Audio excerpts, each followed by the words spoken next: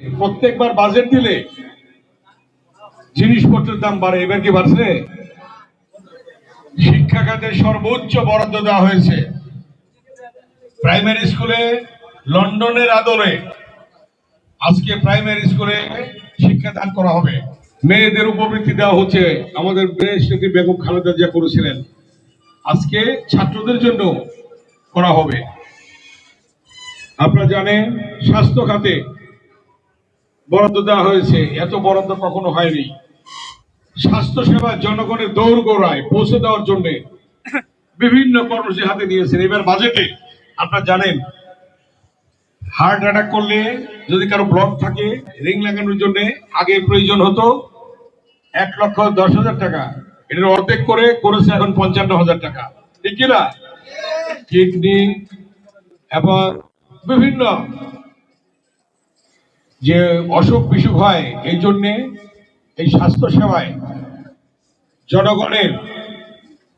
জনগণের স্বাস্থ্যের জন্য যে খরচ, সেটা নিজেদের আয়ত্তে রাখার জন্য অনেক বরাদ্দ দিয়েছেন। এত বড় বরাদ্দ কেউ দেয় নাই। তারপরে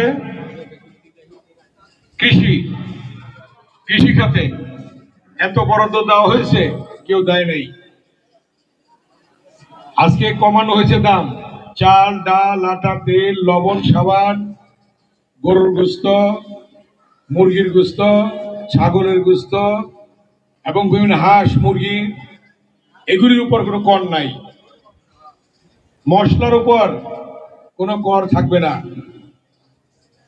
এগুলির দাম কমেছে। প্রত্যেকবার বাজেট দিলে জিনিসপত্রের দাম বাড়ে, এবার কি বাড়ছে? বাড়ে নাই কিন্তু। অতএব এই সরকার জনগণের সরকার, এই সরকার জনগণের সুখে দুঃখে সবসময় পাশে ছিল, এখনো আছে, ভবিষ্যতে থাকবে ইনশাল্লাহ।